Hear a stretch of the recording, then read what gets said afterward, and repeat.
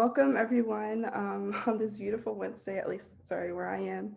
Apologies if you're in Texas, wishing everyone's is okay over there, but just welcome to another edition of the Black and Comp Bio seminar series. My name is Renee, and myself and Melissa will be hosting this amazing talk today.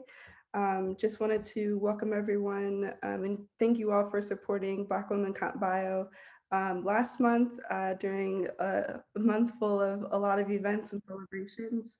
If you're new here, this is a series dedicated to really amplifying the voices of Black scientists in the computational life sciences, and really encouraging conversation and discussion and community building through people's journeys and individual and unique journeys. So we're really grateful to have an amazing speaker with us today. So I'll just hand it off to Melissa to introduce her to you all. Hi guys, I am Melissa. I am a student and member of the Black Women Comp Bio seminar board, and so I'm going to be introducing ClarLynda today. Dr. Williams-DeVane earned her Ph.D. in Bioinformatics at North Carolina State University and completed a postdoc at the EPA, where she worked in women's health where she worked in women's health, and she also, oh my God, I'm so sorry. Okay, yeah, postdoc at the EPA where she worked in women's health and had a fellowship at the OB-Gyn at Duke University School of Medicine. Right now, she is the current director of the North Carolina State Center of Health Statistics and North Carolina State Registrar. She also serves as an associate professor of data science and bioinformatics. Dr. Williams is formerly served as the founding chair of the data science and bioinformatics at Fisk University and an associate professor of bioinformatics at North Carolina Central University, which is where I met her and worked in her lab. She focused on three main initiatives through her career: diversifying data science and bioinformatics towards having diverse perspectives, data curation and creating accessible and digestible data sets, and then the use of computational approaches to explore the etiology of cardiometabolic diseases and the comorbidities that contribute to disparate outcomes. Right now, like I stated, she's the director of the NC State Health Center of Health Statistics, and she is focusing on moving North Carolina forward in the battle against COVID-19 and equitable health. So please welcome me in introducing Dr. ClarLynda Williams-DeVane. Hi, everybody. So I am so excited to be here today to talk about my career journey. And so I'm not sure that my career is maybe worthy of talking about my career journey, but I'm happy to be here nonetheless to talk to y'all about it. So please stop me at any point if you have questions, you want to talk about it a little bit more. And if you have thoughts that you want to share and you can contribute, please stop me. I'm happy to make this very much a discussion and not just a lecture, because who likes those anyway? So I want to talk to you about the Rubik's Cube of life. So my name is ClarLynda Williams-DeVane, and thanks, Melissa, for that introduction. And I am currently the director of the North Carolina State Center for Health Statistics. I'm going to try to do it this way because I can't actually see the chat if I make it larger. So let me know if you all can see, and I'll make it a little bit larger. Is that visible to everybody? Are you sharing now? We can't see you. Yes, you can't see. Okay. That's good to know.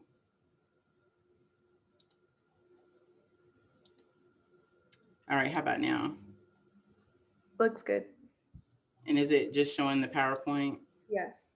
Okay, awesome. So I want to talk to you about the Rubik's Cube of Life. As Melissa said, I'm the director of the State Center for Health Statistics, and now I'm also the North Carolina State Registrar. And I still currently serve as a part-time associate professor of data science and bioinformatics at Fisk University. So I thought a great way to start this talk would be to talk about maybe in reference to a lot of the relationship posts that I've seen all over social media. There are posts about how it started and kind of how it's going in your relationship. So this is about how my career started and a little bit more about how it's going.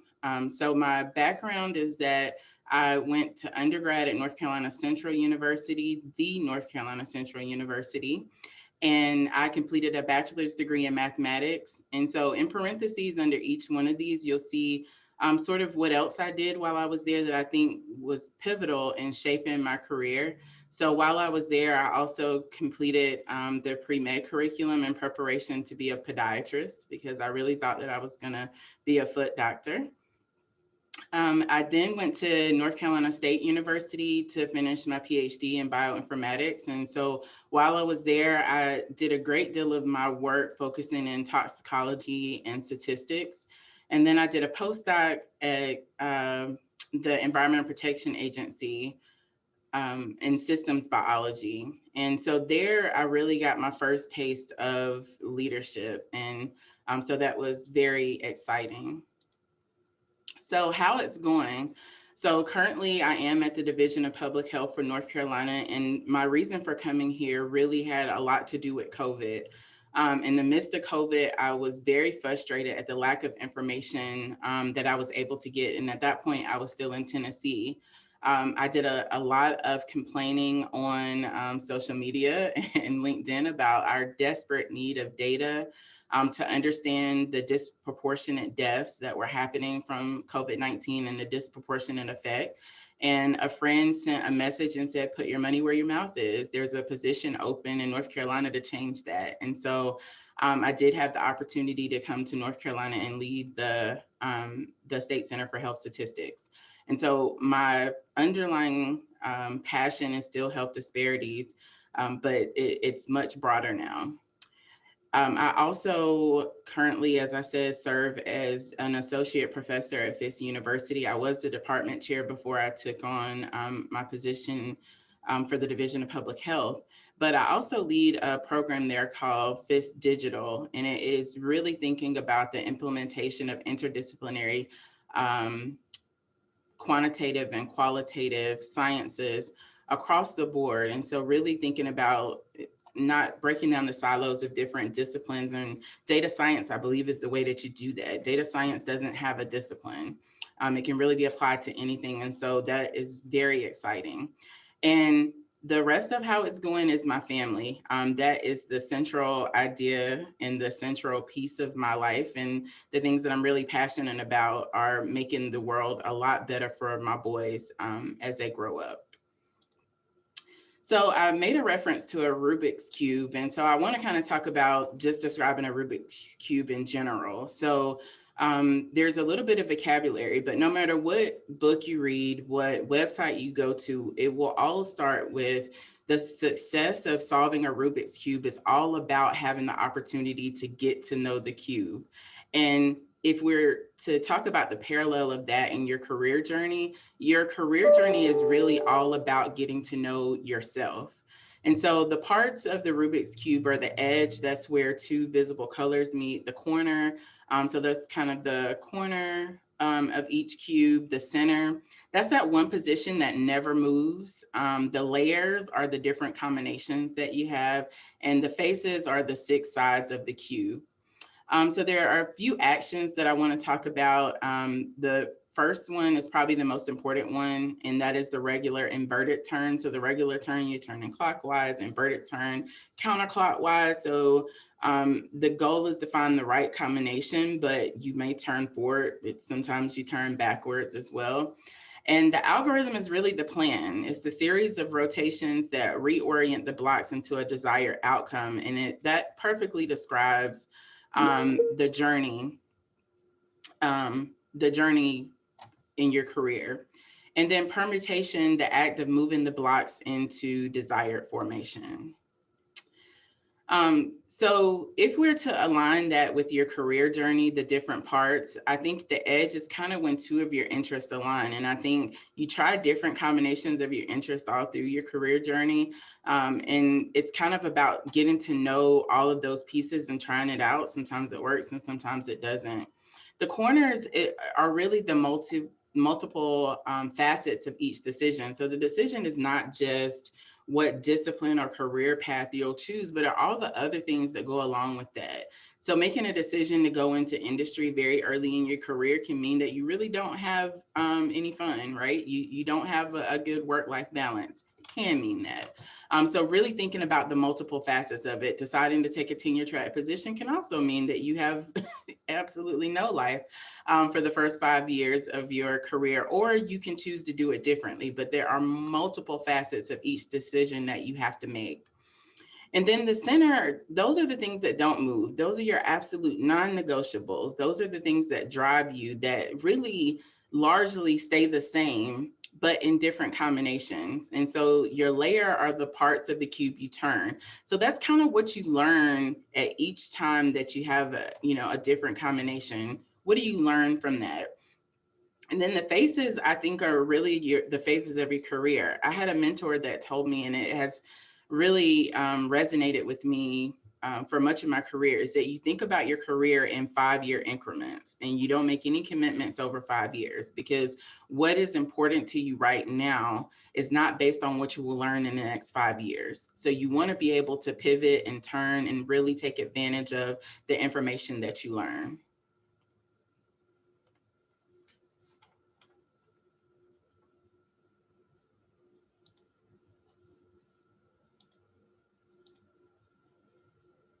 Okay. So the algorithm is really, I'm sorry about that. So I'll continue. The early days. So I think this is probably one of the most important parts of who I am, is that I think the early days growing up, like this is pre-high school, this is really just discovering the things that you really fall in love with, was so important with the things that I still find to be exciting and interesting and my personality and the things that I desire now. So I will say, as a child, my parents involved me in everything. And so I think I took some ballet lessons. There was a little bit of bowling, skating, a little bit of swimming. There was 4-H. There was pretty much everything. There was softball. It was everything.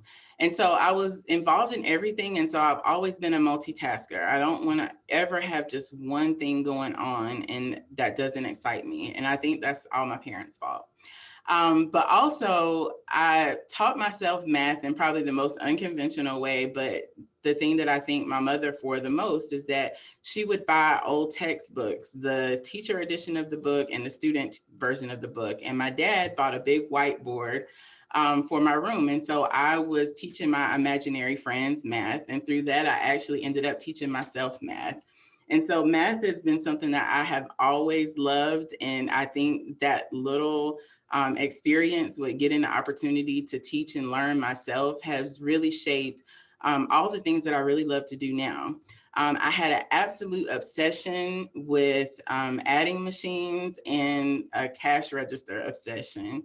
And I think that's kind of what led to my obsession with computers and learning how to program and those sorts of things. But as a child, I probably was the only child that had a real operational cash register from a store because I absolutely wanted that for Christmas. I was obsessed. I worked with my mom on 4-H projects, and my 4-H project was to teach safety skills to her students. And she worked with students that had mental disabilities. And I taught them about how to dial 911 and things like that. And I absolutely loved it. I loved seeing when it started to make sense for them. And so I developed the love of teaching and, of course, the love of family.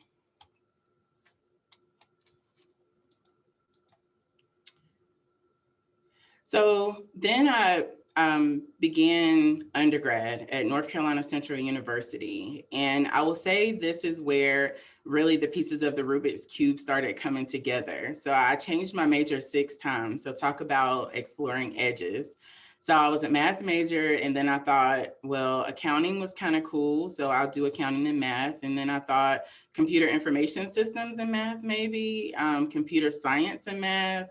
And so I ended on pre-med in math because math was going to be my fallback plan, but pre-med, I was going to podiatry school and it was perfect. And I had a plan, that algorithm that absolutely didn't work. So I had the opportunity to do a few internships at the Environmental Protection Agency. So I started out with the computer information system internship, but it only lasted maybe a month and a half. And so I liked it and it was okay, but it wasn't something that I was interested in actually pursuing. So I thought, well, let's try this accounting thing. So I tried cost accounting at the EPA and I was terrible at it. So my mentor didn't want me back and I didn't want to go back. And so when I was working at the Environmental Protection Agency, I talked to everybody. And one of the folks that I talked to the most was one of the custodians. And he was very nice and always checked on me every day. And so I was talking to him about how my time was coming to an end and I was probably not going to be able to be at the EPA anymore. And he said, well, the other day I overheard this other person talking about they needed an intern. And so I thought, okay, well, I'll go talk to them. And I did go talk to, at that point, it was Dr. King. I went to talk to him and he said, yes, I am looking for an intern, but no, you are not it. But he said, I have a friend and she's looking for an intern as well. And maybe she would be a good fit. And she turned out to be the perfect fit. And so I ended up doing a toxicology internship for 2 years at the EPA. And we developed a system that is still used now by the federal government called DSS Tox, the Distributed Structure Searchable Toxicity Database Network. And what it was a way to standardize what we call chemicals so that as we get more data about chemicals, we could very easily integrate that data. So I fell in love with data. I also learned that I had the ability to lead something. And so I thought, well, maybe grad school and maybe not medical school. So I had the opportunity that I had taken all of the electives for math and I had the opportunity to create my own course. And I had seen about hidden Markov models. And I thought, well, bioinformatics sounds interesting. It sounds like it might combine all the things that I was already working on and the things I love. And so let's try bioinformatics. And so I had the opportunity to go to Duke and study bioinformatics while I was still at North Carolina Central. And I fell in love with it.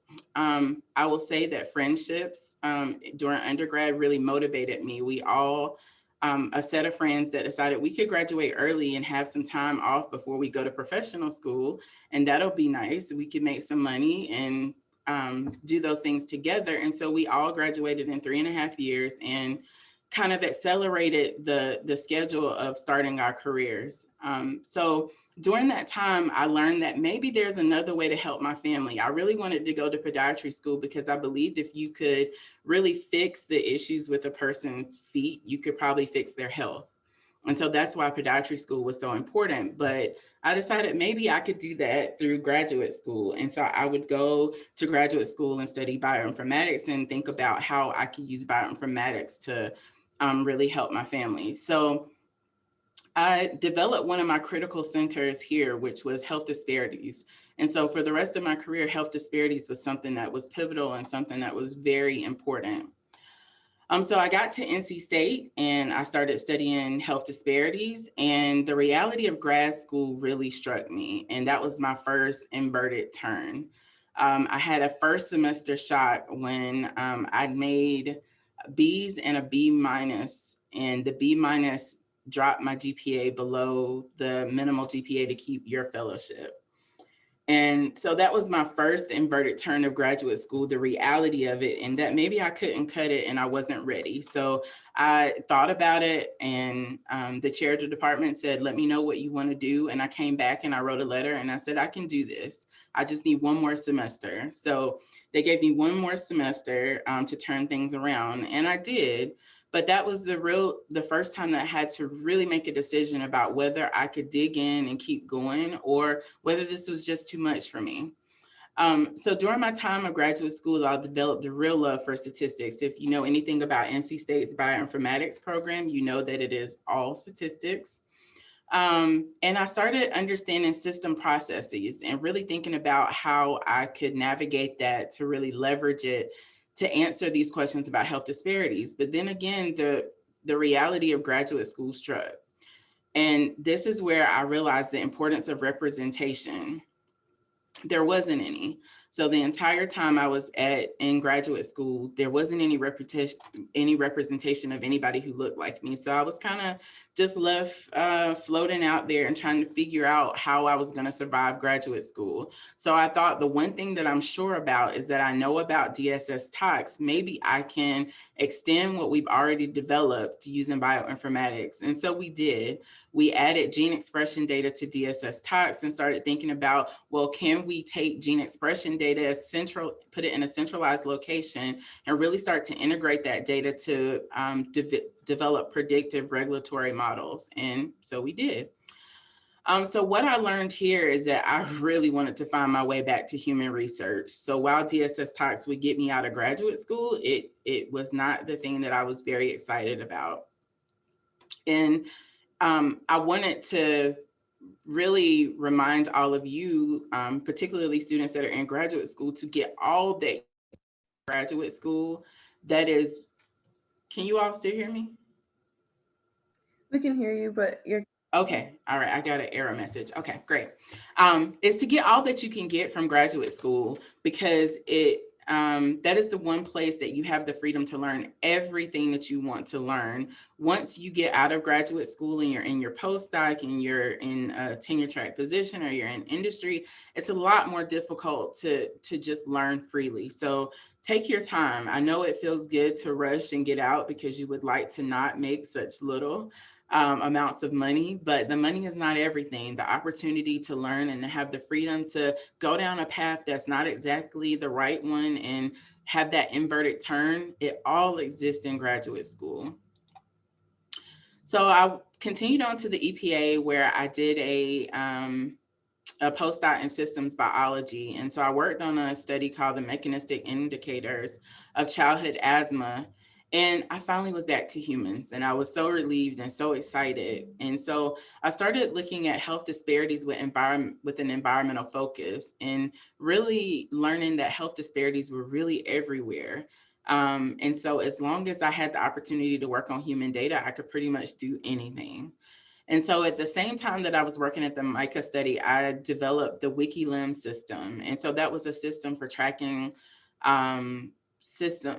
studies at the EPA, toxicological studies, and so both human and animal. And so I really developed the love for systems and trying to combine that with my need to really work on health disparity research.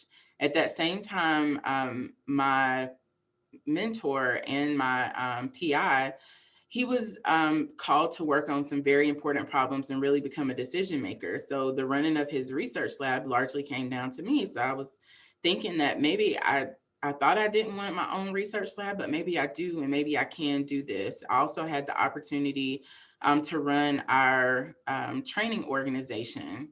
And so I became the president and was the vice president, and then became the president of that organization. And so between the two of those, I thought, well, maybe I can run my own research lab, and maybe I do want to go into academia. And then I had my first child, and my perspective on everything changed. I had questions that I wanted to answer, that I wanted to understand. And I, at that point, learned that if you have a government position, they pretty much tell you what the focus is going to be, and you can deviate a little, but not too much. And so I learned that, maybe that's not the right place for me, and I do want to have my own research lab. And so at that point, with all of that experience, I now know that I really want to work on health disparities, but I also want to do my own research. So I ended up taking a position at North Carolina Central University. And so it was working in bioinformatics and maybe a little more of just general computational biology. But the freedom that I thought that you had, I discovered that early on in your career, maybe you don't have so much of it. You have to go where the money is. And so I worked on building systems. I was able to get a grant to do that, but it was, again, working on the work that I had done before, building a tracking system, and not very exciting. I learned at that point that I wanted to become a good mentor, but that I also needed to find a good mentor. And so I was teaching, I got thrown into teaching biostatistics probably on my 5th day of working there. And I absolutely fell in love with biostatistics and decided that I wanted that to be the cornerstone of my research program. I became the director of the Bioinformatics Genomics and Computational Chemistry Core, the founding director, and really was able to lead that into training over 40 students through the BGCCC. And so I was able to learn how to become a good mentor, but I still was in search of finding a good mentor. And in that entire time, I still lost the humans again. And I wanted to get back to human research. So I applied for a Building Interdisciplinary Careers in Women's Health Fellowship at Duke, and I received it. And so once I got there, that is a program that is designed to really bring a group of fellows together to think about taking an interdisciplinary approach to understanding women's health. And so it was at that time that I kind of broadened my aspect of what health disparities, what that was, and what it was going to be for my research program. So the first project that I worked on was the newborn epigenetics study, and actually Melissa worked on that study with me. And that study was really thinking about epigenetic changes that might predict childhood obesity. And the one thing that we know is that obese children become obese adults, and that we want to protect that, but they also have residual effects of childhood obesity. And so we really wanted to start thinking about this question, but the sample size was kind of small. It's like 400 kids. The diversity of the group wasn't exactly what we needed to answer the epigenetic question. But what stuck out in my mind was maybe we're trying to answer this question in the wrong way. And so maybe developing a new approach is what we can really get out of the newborn epigenetic study. And so we started thinking about endotypes of disease and thinking about really data-driven subtypes of disease. And so we thought about childhood obesity as a factor of maternal environment. So thinking about all of the things that mom provides to baby and not just her BMI, but really her as an environment and looking at her epigenetics in relation to the child's risk. And what we saw when we started to look at the data is that maybe what we call obesity is not as standard as it seems. Maybe there should be some sort of sliding scale of obesity based on multiple factors, but one of those being ethnic group, that is really different. And so if we lump everybody together, of course, when we analyze the data, it doesn't make sense. But if we start to really create these data-driven subtypes, maybe if we look across those subtypes, we'll begin to understand. And so we did begin to understand.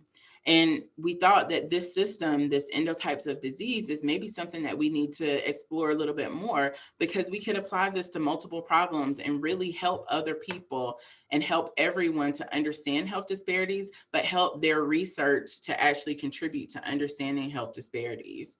And so I hit another inverted turn because I didn't really choose the right set of mentors. So I had really great mentors, but it wasn't the right set of mentors.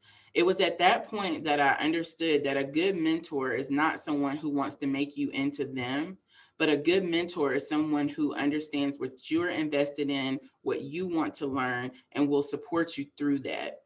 I think it's really important, particularly for minority scientists, to find a mentor who believes in your voice and doesn't want to always change your voice to sound like theirs. Because if we're truly going to make strides at understanding things like health disparities, we have to take new approaches and we have to sometimes do things differently.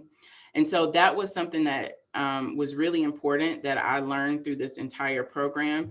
And I had the opportunity to go through the Duke Leader Program, which is a program that teaches you how to be a leader in research and how to run your research lab and how to be a better leader and, you know, think about the next steps for what comes after you get tenure and you get promotion and you want that next job. And then I had a surprise baby number 2. And my perspective on baby number 2 was totally different.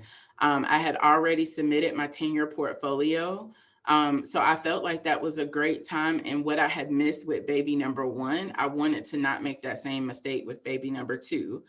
And I realized that my baby will only be a baby once. Like I can't go back and redo that, but my career will always be there and I can always continue to build on that career. So I took an extended maternity leave and I stayed home. And it was the best decision of my life because having the opportunity to really put things in perspective helped me to also decide that I was not in the career choice and the career discipline that I really wanted to be in. And I discovered at that time that I really loved data science and bioinformatics was great, but I think I wanted to do more and I wanted to do things differently. Right before baby number two, I had the opportunity to complete 2 half Ironman races. And I don't know if you know what those are, but for each of those races, you swim 1.2 miles, you bike 56 miles, and then after that, you run a half marathon.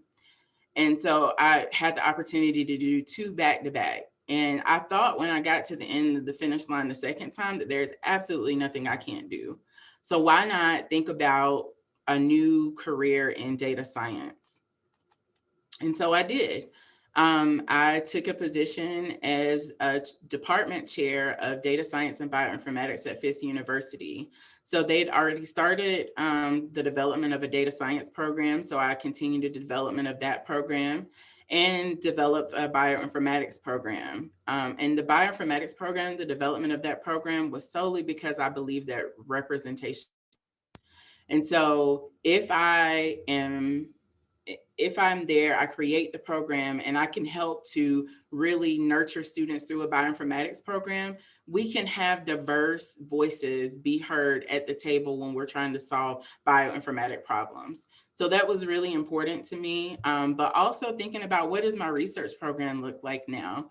So I decided that I focused on data infrastructure. So not just solving one problem, but building the data infrastructure so that any researcher that was interested in health disparity could access the data and digest the data. I started a data science club.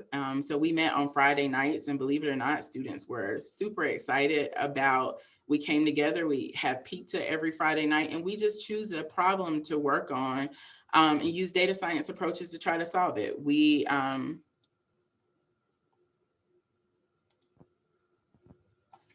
Can you guys hear me? Okay. Yeah. Okay, I got another error message. Okay.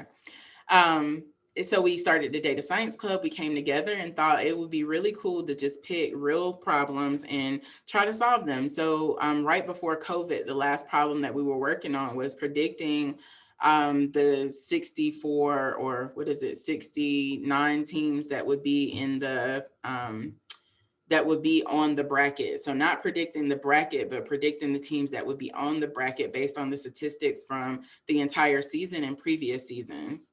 So just random problems just to get students really engaged and excited about data science. Then we started the Data Science Innovation Hub. And so that's where we can bring research problems, faculty members can bring research problems to an innovation hub of students who will try to attack that problem and understand it. So they'll do the analysis and all those pieces. But at that point, my husband was still working in North Carolina. I was working in Tennessee. And then COVID happened. And so that was the biggest inverted turn, is that that's not the life I really wanted. Family is important. Leadership is important. And I was at a point where I was a little lost. My career was okay, but my life wasn't okay. So I had the opportunity with that inverted turn of COVID to really become a leader. So I co-led the COVID task force for Fisk University. And so we had the opportunity to develop a reopening plan. We had an opportunity to think about what the academic life was going to look like after COVID-19, to think about what student life would look like after COVID-19, what should life be like for staff and faculty after COVID-19 or during COVID-19. And so I thought at that point, well, you've kind of figured out how a university works and you've been forced into that. Maybe you should just do what you want to do. And as I said, COVID-19, we didn't have the data that we needed. I really wanted to make a change in that perspective. So I thought, well, I'll apply for this job. They'll never hire me for it, but I'll apply for it and just see. And then they hired me for the job. So I ended up at the Division of Public Health, where, again, I'm the director of the State Center for Health Statistics. And we really do think about how we collect data and give thought to how do we collect data now to answer questions about the disparate impact of COVID in the future. So making sure that we collect the data now so that we'll have it accessible later. How can we integrate data to really understand not just the effect of COVID, but the effect of the economy shift, the effect of so many things that have changed because of COVID. And so having the opportunity to understand where the data comes from has been life altering, because so many questions we want to answer, the data is not there. And now I understand why, because the systems are not built to actually collect that data. So I've taken like full circle, going back to the very beginning of my career of building systems, to really come into the State Center for Health Statistics and really think about how we build the systems to get the data that we need and that we'll need for the future. And really answering the question, how do we ensure that all communities are represented when we think about public health? And so I want to end with this last slide of my family, because I really do think family is everything. And I've had the wonderful opportunity, the only person I haven't spoken about is my husband, who through all of my crazy shenanigans has supported them for the past now 18 years. And so I'm so thankful for my family. And I think that has really come full circle with my career. And so I wanted to save some time to now take your questions and really have a discussion about this Rubik's Cube that we call life.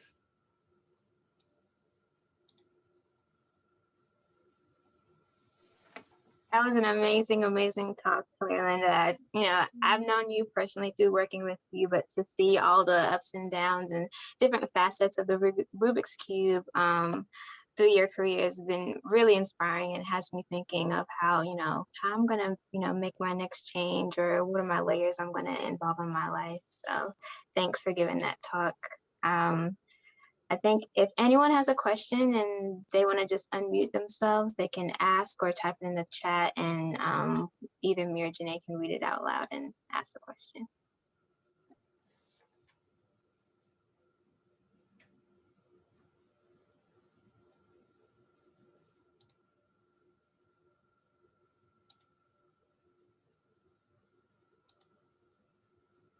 I can start off.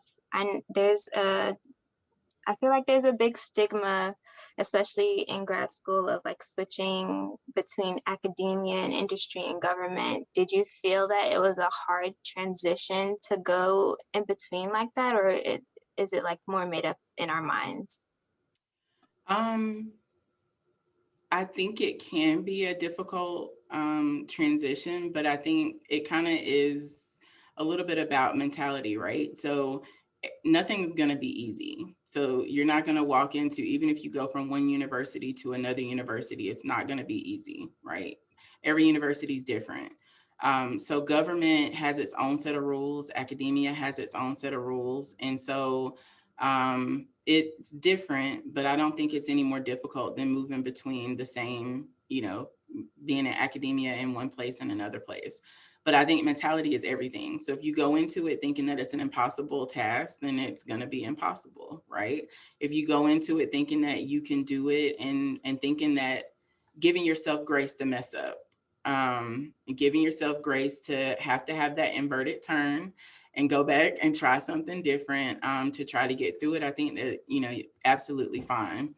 I think I will say the other thing is that if you're to really live in your truth and do what you want to do, then you have to think less about what other people say and what other people will think about your career choices. Because at the end of the day, they don't have to live your career. They don't have to get up every day and do the work. And so I will say that piece about choosing the right mentor, and a mentor that can see your vision for what your life looks like versus aligning your vision with theirs. I think is so important because they'll support you through the mistakes. They'll support you through going to industry and it not exactly working out the way that you wanted it to. They'll write you that letter of recommendation to get you to the next job. So I think that that's really important. So I'll say too that when you find a mentor, don't be afraid to find another. You don't have to be married to that mentor forever. Some mentors are for a lifetime and others are for a season. And so I think you have to be able to kind of navigate that, but it's hard to see when you're in it, but just having perspective. I have a question. My name is Martine. I graduated from Smith College like 5 years ago. I have a bachelor's degree. I stumbled into bioinformatics because I took independent studies through all of the biological track. And I've been on this journey, like you said, with the facets. And first, I started with bulk analysis of RNA-seq data sets. And then I went into, oh, well, I want to see more of the wet lab because that's what I did through my whole academic career. And ended up with doing single projects with PIs and exploring image analysis. But for every step, it's been scary for me because it does feel like if I'm not ready for grad school, it's less forgiving for me to fail or to switch jobs or switch track. Just from people around me, right? Either I choose the wrong mentor, like you mentioned earlier, or I choose somebody I thought was a mentor, but turned out that they're not interested in that at all. It was just for appearances. What would you say to somebody like me as a mentor yourself? What would you say to somebody like me that's stuck in this position where I'm like, grad school sounds fun, but I want to make sure that I'm following a track of something I'm really passionate about because I want to enjoy the journey. It's a long journey and I want to take my time, but I also want to explore what's out there for me first. Yeah, so I would say I had the opportunity to work with a career coach as part of my fellowship at Duke. And one of the things that we did there, I didn't realize I did it with all my students, but I never did it for myself. And that was to develop a plan A, a plan B, and a plan C.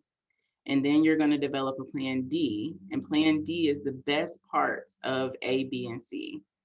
And that's actually how I ended up taking a department chair position in data science, because all the while that I was in my tenure track position, getting ready to go up for tenure, I believed that I didn't have any skills anybody really wanted. The things that I was really passionate about, nobody would really hire me to do that job because it would just, be fun for me. They're not interested in that. And so after I went through that process of developing my plan A, my plan B, and my plan C, and then designing kind of my dream career, which was plan D, what I discovered in that process, the next step was to go and look at different careers on Chronicles, jobs, and see if there was a job that fit my plan D, just to see if it was out there. And I did that, and it turned out there were lots of jobs out there that were exactly what was my plan D. So I would say if you were to translate that to where you are in your career, then this would be a time for you to develop that plan A, B, and C, and then look for programs that have those important facets to it. So not just looking at the program as far as what the program can offer, but look at the faculty that are in that program and look at some of the students that have come from those programs and where they are now. So if you find someone that looks like they might be a good mentor, look at what the people that came from their lab are doing. If all of the folks are doing exactly what the mentor did, then that's probably not the right mentor for you unless you want to do exactly what they did. But if you see diversity in the careers of students that particular person has mentored, then that's probably the right fit for you, depending on what that plan D kind of looks like. Thank you. You're welcome. I had a question. I guess it's a little bit more broad and has to do with just your introduction to science and specifically math in the home. Recently, I read an S.E. Anderson essay titled Mathematics and the Struggle for Black Liberation. And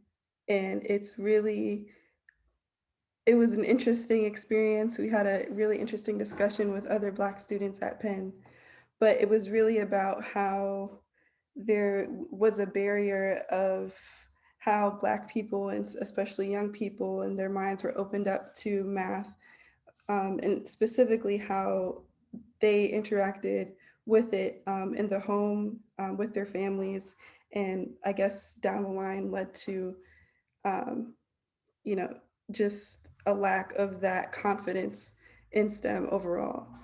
How would you, and also in your career, sticking with and having the upbringing in the educational setting and predominantly HBCUs, what is that value to you? How has that continued to empower you to really kind of break that stigma or really reintroduce what, I mean, even at my undergrad, people don't know what bioinformatics was. I kind of had to do my own thing to even become prepared for grad school. So what is that value to you? And I guess what continues to motivate you on that front and to really kind of inspiring that next generation of people to not be afraid of math and really kind of take that plunge into what can be a really dynamic and rewarding field, but also without luring people into institutions that are not going to actually support them, but just want to put them on diversity posters. Yeah, yeah. So I will say that going to a HBCU, so in North Carolina, there's what's called the North Carolina School of Science and Math, which is a very prestigious high school. It's a boarding high school where they select a certain number of students from each county to go to this high school. I had the opportunity to go there. And while I was there was a lack of diversity. In fact, there's a Facebook group called the Black Unicorns because there are so few of us. It's almost like we didn't exist. So after I finished that, I decided to go to an HBCU because I wanted a different experience. And that is probably, I mean, I can't imagine being here without that experience because at HBCU, teaching was a priority. Research was secondary, but teaching was a priority. And because of that priority, they really invested in each student. And so I had the opportunity to do those internships at the EPA because one of my math professors thought she would be a good fit for this and she wants to explore this area. Also, when I got to graduate school and I had to make that inverted turn, I went back to my professors at North Carolina Central and asked for help. And they were really ready to support me to make sure that I was able to get to the next level. So I will say that maybe a HBCU doesn't have 100% of the resources that a larger university has.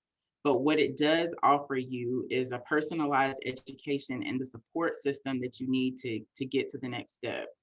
The second thing is that the classes are rigorous, right? But the confidence that you gain from kind of traversing that system is the confidence that you need to traverse graduate school. And so while the class might not prepare you for graduate school, they will make the resources available for you to be ready for graduate school.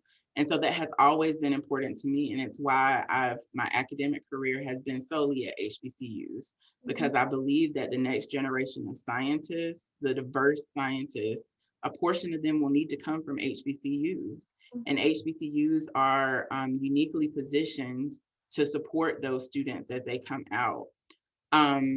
I continue to hold an academic position, and I probably will for the rest of my life, because I believe that you need to see people who look like you and know that you can do it because they did it. And I had the opportunity to see that at an HBCU, right? But then I got to graduate school and I mentioned that like diversity matters. Not even a secretary or a custodian or anybody looked like me. And so that is a shock. after coming from an HBCU to get into that place. But having that support system behind you has always been very important. I've also had the opportunity to work with a lot of summer programs, and even the Data Science Club goes back into the community and teaches even parents about data science. And through that, they start to teach their kids about it. And we start to talk about how your video game was created. And we start to talk about these other pieces so that it's not such a foreign subject. And we talk about there's no such thing as not being good in math. So while you might not be good in math as the way that you've been taught, maybe there's another way that you understand better where you can still excel in math. That doesn't mean you're going to be the next mathematician, but you're not bad at math. Like, that's not a thing. And we shouldn't say that. And we shouldn't reinforce that at home, that I was bad in math, so you'll be bad in math and don't worry about it. And that's what tends to happen, because once you hear it once, that becomes your truth and you pass that down. And so changing that whole thought process, that there's no such thing as that. So to me, it's always been important to invest in HBCUs, to go back to HBCUs, but also to ensure that there are connections between HBCUs and majority universities, because I think that that's so important, because it doesn't mean that you have to do everything at the HBCU. You get that foundation and then you're ready to fly and go other places. And so I will continue to invest in HBCUs and making sure that we kind of change that stigma and going back into the community and talking to other students about things like that. Mm-hmm. Thank you.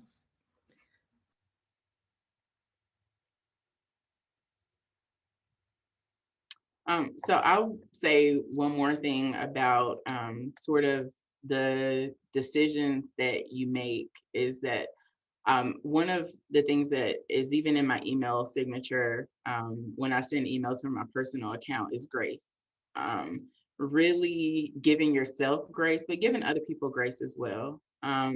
Graduate school can be a lot of transition. In graduate school, you can encounter people who've never encountered anybody who's quite like you.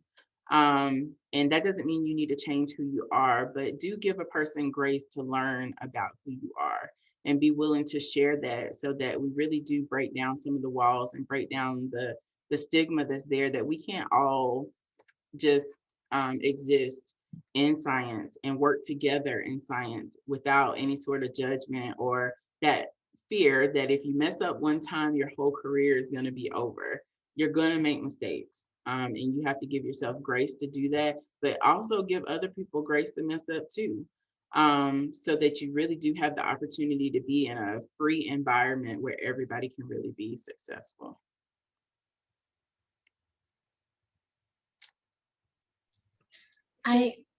Sorry. Oh, go ahead. I was going to ask another question about, you talked about the shock in academia and the spaces and how you didn't see anybody that looks like you.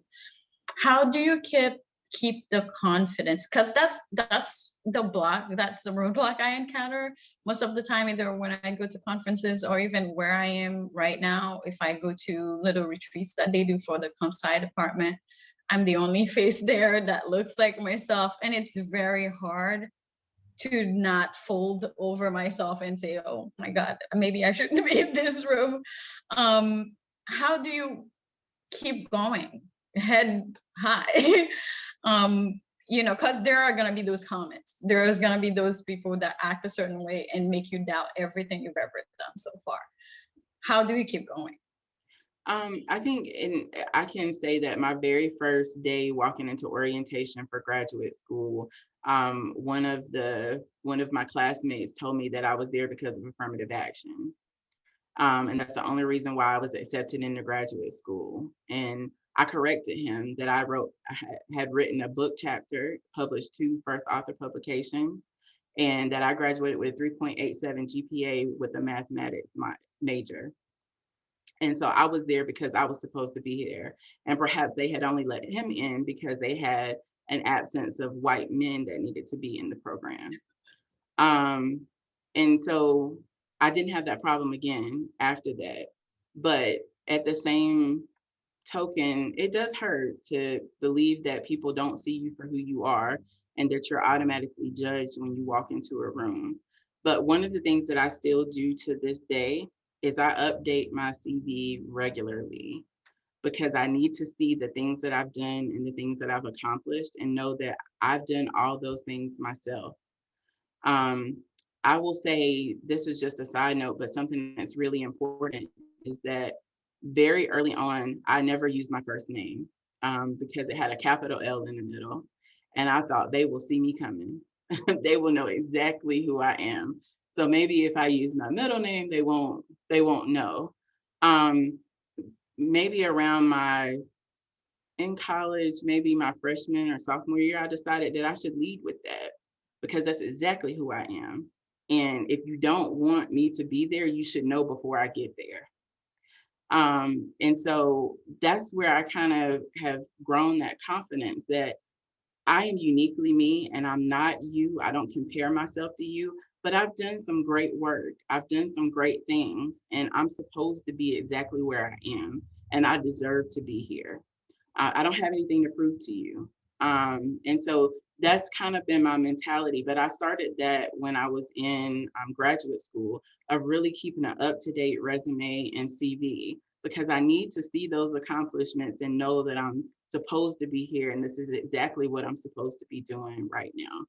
And so I'm very proud of where I come from. I'm very proud of my journey. And I think that because I've been through that journey, it makes me uniquely talented to take each of the roles that I have taken. So I think it's hard. And I don't sit here and say that it's easy, but those are some of the things that I just continuously remind myself of.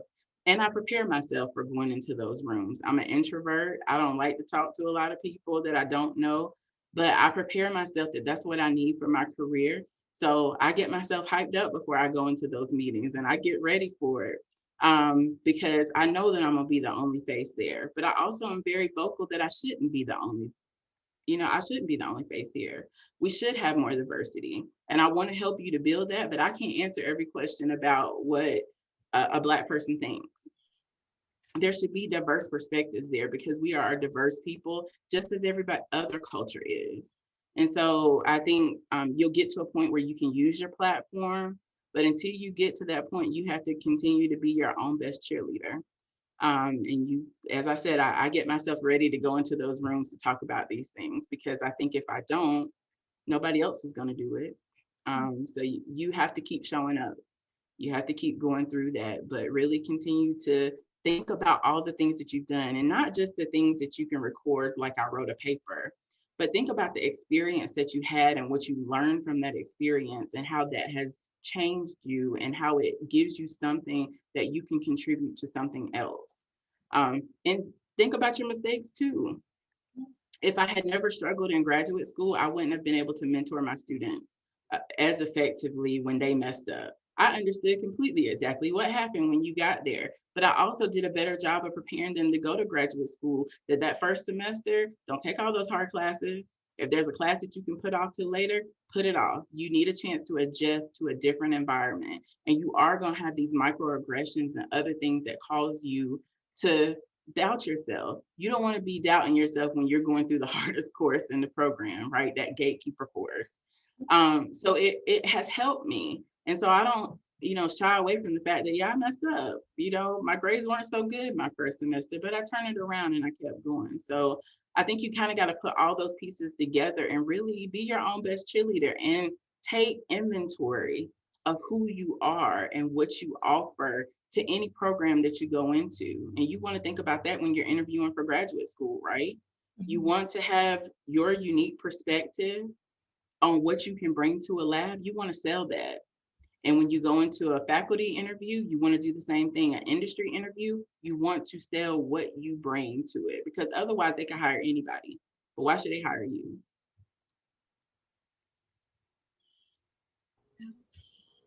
Really great responses. Thank you so much. I wish we could talk for another hour, but I want to respect everyone else's time and just thank everyone for being here. If you have any more questions, feel free to reach out to our speaker today and really continue engaging with the rest of our scientists as well. But yes, thank you everyone for being here. I'm putting in the chat the link to register for our next event. But really appreciate everyone's time and contributions to such a great discussion. So thanks. Thanks, everybody. This was wonderful. Thank you. Bye-bye.